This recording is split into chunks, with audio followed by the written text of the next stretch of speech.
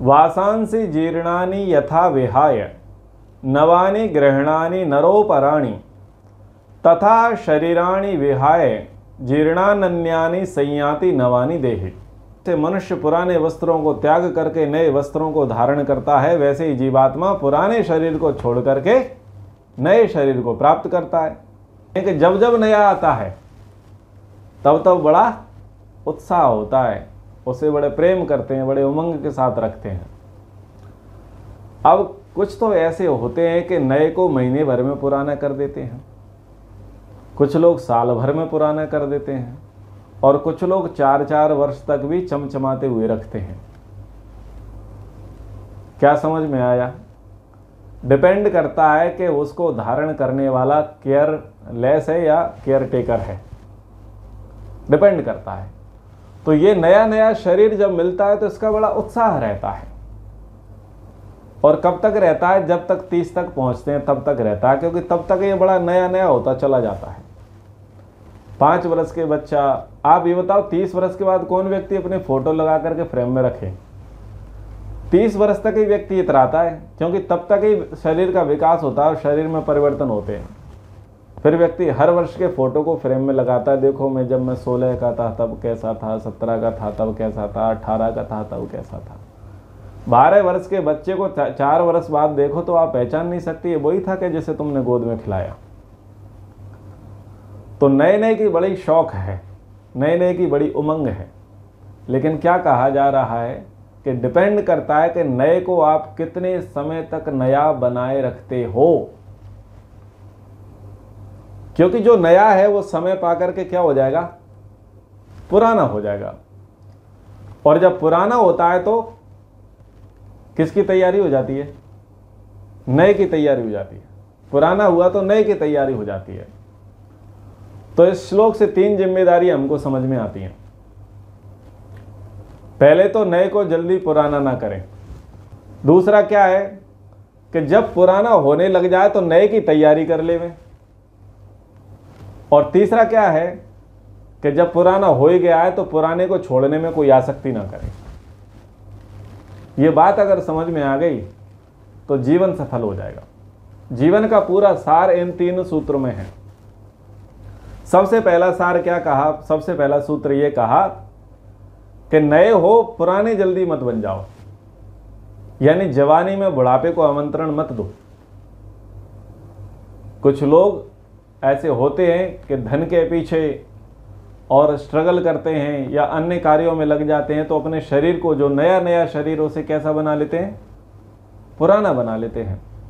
ऐसे शहरों में रहते हैं धन की खातिर जहां प्रदूषण अधिक होता है, और पता चलता है बाल पक गए, पता चला कि कैंसर जैसी घातक बीमारियां हो गई, पता चला कि हार्ट कमजोर हो गया। पर क्यों गए थे? बोले धन कमाने गए थे। अब ऐसा धन क्या कमाना जो सारा का सारा तुम्हारे खर्च में ही लग जाए, तुम्हारी चिकित्सा में ही लग जाए। तो सबसे पहला नियम है कि नए को जल्दी पुराना ना करें। पुराना होगा ये तय है। हर वस्तु की अवधि है, और अवधि के साथ यदि वो पुराना होता है तो उसका पुराना होना सार्थक है, लेकिन यदि उसको जल्दी ही पुराना कर दिया जाए तो उसे अव्यवहारिकता मानी जाती है। आप बच्चों के लिए उमंग के साथ कोई वस्तु लेकर के आते हो, और यदि बच्चे 4 दिन में ही उसका सत्यानाश कर दें, तो क्या आपका दोबारा बच्चों के लिए कुछ लाने के लिए मन बनता है? नहीं बनता। आप दुखी हो जाते हैं कि अभी तो लेकर के आए थे और अभी तूने इसका सत्यानाश कर दिया। अभी तो बच्चों को कपड़े दिलाए थे, आज ही फाड़ दिए। अभी तो मोबाइल दिलाया था, आज ही स्क्रीन चटका दी। और अभी 1 महीना हुआ बाइक दिलाई और तूने ठोक दी। समझ में आ रहे? और ये तो वस्तुओं की बात है। आपकी छाती में कितना दर्द होता है जब ये कहते हो कभी तो जवान ही था और लड़का हार्ट फेल हो गया। आपको बुरा लगता है या नहीं लगता? कई लोगों को हम ऐसा देखते हैं कि जो हमसे छोटे हैं और हमें 50 साल के लगते हैं, उनके शरीर इस प्रकार से गल चुके होते हैं, तो उनको देख करके दुख होता है या नहीं होता है?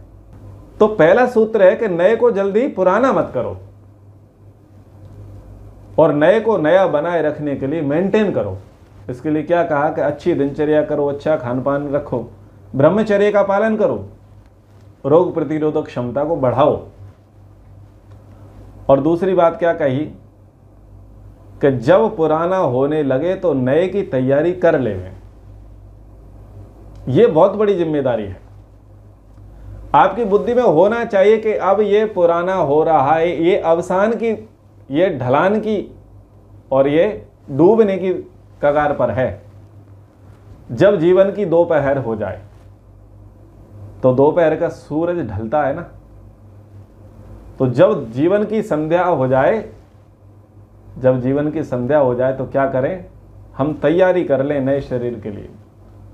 तो महानुभावों, नया कपड़ा मिलता है पैसे से और नया शरीर मिलेगा पुण्य से। जितना अच्छा पुण्य का बैलेंस होगा उतना बढ़िया शरीर मिल जाएगा, और ऐसे ही जितना बढ़िया पैसा आपकी जेब में होगा उतना बढ़िया कपड़ा मिल जाएगा। इसलिए जैसे आपको पैसे की चिंता है नई ड्रेस लेने के लिए, वैसे ही शरीर की चिंता भी रखनी चाहिए और पुण्य कमाना चाहिए। तो आरंभ में तो ध्यान नहीं दिया जाता, आरंभ में तो जवानी चलती है तो जवानी में कुछ दिखता नहीं है, लेकिन समय रहते हुए दिखने लग जाना चाहिए, समझ में आ जाना चाहिए।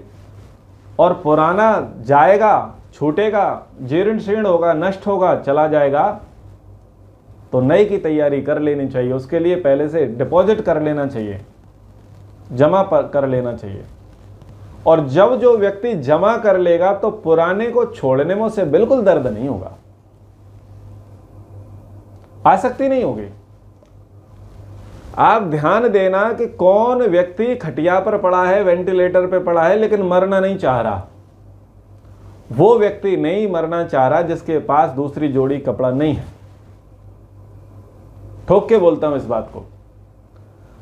जो कंफ्यूज है, जिसके अंदर निश्चयात्मक ज्ञान नहीं है, जिसको लगता है कि पता नहीं है दोबारा मिलेगा या नहीं मिलेगा, वो ही उस सड़े सड़ाए, बदबूदार, झुर्रीदार, बाल सफेद, दांत गायब, शरीर में झुर्रियां पड़ गई, जीभ से लार टपक रही है, आंखों से देखा नहीं जा रहा और कानों से सुना नहीं जा रहा, और कमर 9 का अंक बन गई है, झुक गई है।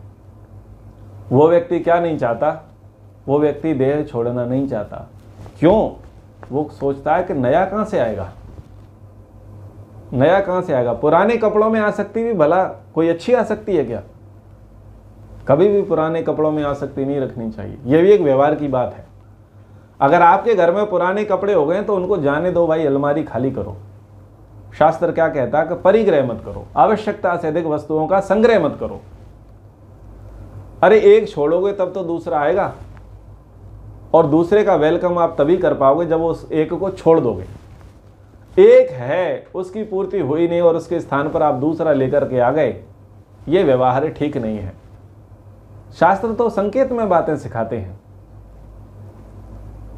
एक है, भोजन पहले से पेट में है, गुंजाइश है कि अभी 3 घंटे 4 घंटे भोजन नहीं किया जा सकता, लेकिन पेट में था उससे पहले और पेट में एंट्री करा ली।